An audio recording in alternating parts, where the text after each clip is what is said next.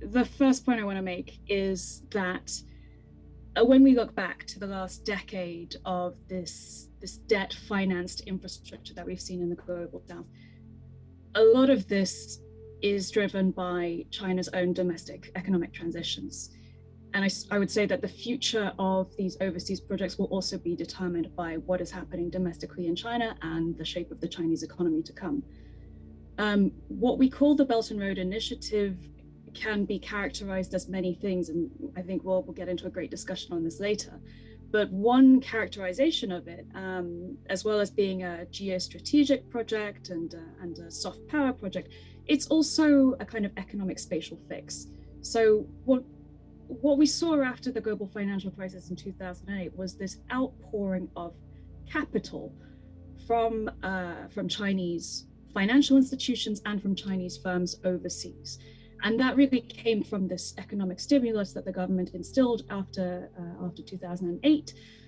But what it led to aspects of excess capacity, an overheated economy, and an increasingly saturated domestic infrastructure market.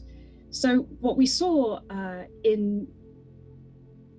were Chinese SOEs who were facing an increasingly competitive domestic economic market, increasingly going overseas and acting as both as entrepreneurs, but also as political entrepreneurs in Africa and elsewhere, where governments had long-standing infrastructure wish lists that the World Bank or other Western donors and financiers were unable or unwilling to fund.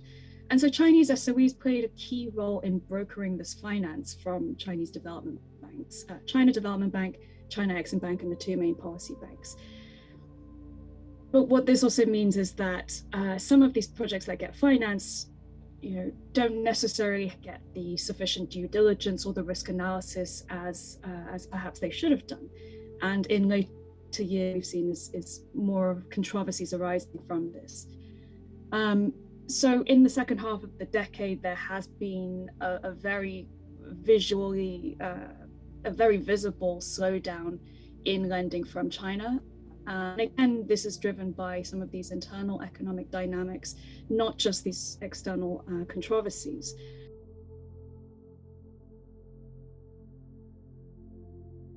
The sense you get is that the Belt and Road is here to stay. So the African side understands.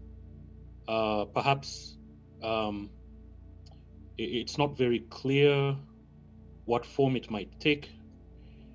There's a significant section of the China-Africa community that says, the Belt and Road is an evolving animal, quite unpredictable, can be shaped in different ways. For instance, the extension of the SGR from Naivasha to the Uganda border is on ice. Nobody expected that.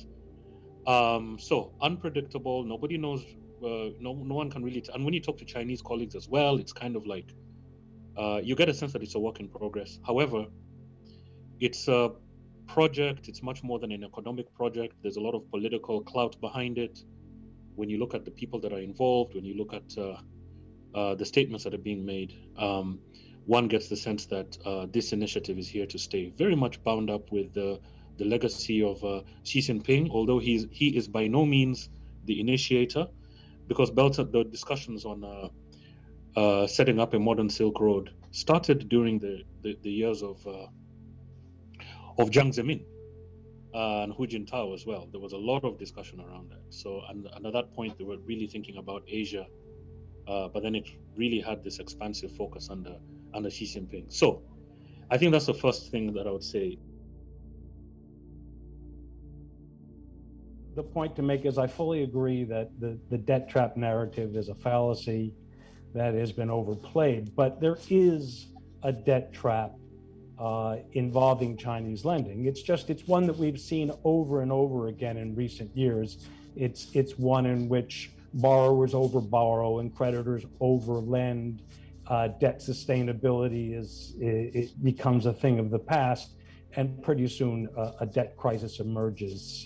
In this case, COVID did more than anything else, brought it on, but it was already developing before 2020, and I think the Chinese knew that. 2014, I was in Mozambique as part of the IMF visit. We paid a courtesy call on the Chinese embassy there, and we met with a mid-level official who was talking about their lending and investment in Mozambique, which at that time was, everybody thought was going to be the next fill in the blank, the next great success story. Of course, that wasn't the case. And he turned to us and he said, does the IMF do debt sustainability studies? It had reached the point relatively early in this flood of lending that Chinese officials on the ground, Chinese officials in Beijing, were suddenly realizing that this was going fast and far beyond capabilities. And of course, the IMF and many other institutions did a great deal of debt sustainability work because, of course, just 15 years earlier, there had been a debt crisis involving IMF, World Bank, and other sovereign lending that had produced a major debt relief program for many low-income countries. And one end result was debt sustainability became a subject that was vast amounts of bureaucratic resources were devoted to.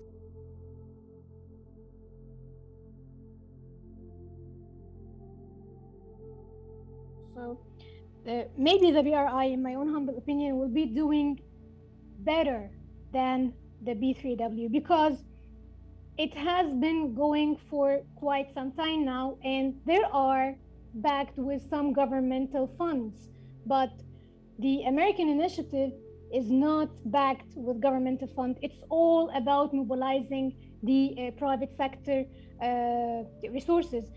This itself, it addresses Africa's concern of being in a debt trap or overload with debt, but it's also a constraint on the other side, because how you're going to mobilize all these tremendous funds only from the private sector. This is also a main constraint that I think the US should try to think of how to get over with, maybe public-private partnership or blended finance or some other mechanism that can work on that.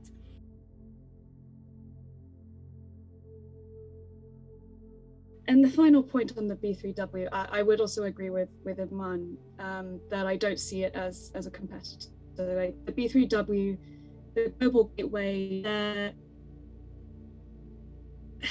they're so explicitly motivated by geopolitics rather than, I think, actual intrinsic positive potential of African economies. And there is, and this is something that Chinese private sector and state sector recognizes, that there is a huge market, there are commercial opportunities in Africa. But from Western actors, the creation of these initiatives is very much a way of kind of a political bat to swing at China. And unfortunately, what the US and what Europe lacks is this kind of coordinated system of finance to mobilize private sector actors to go to Africa. American companies are going to be far more risk averse. They don't have the same appetite for risk as a Chinese state-owned enterprise might. They're not going to be as susceptible to incentives to go to riskier markets in the same way that a Chinese SOE might. And so while the money might be on the table, how you crowd in the private sector is going to be a huge challenge.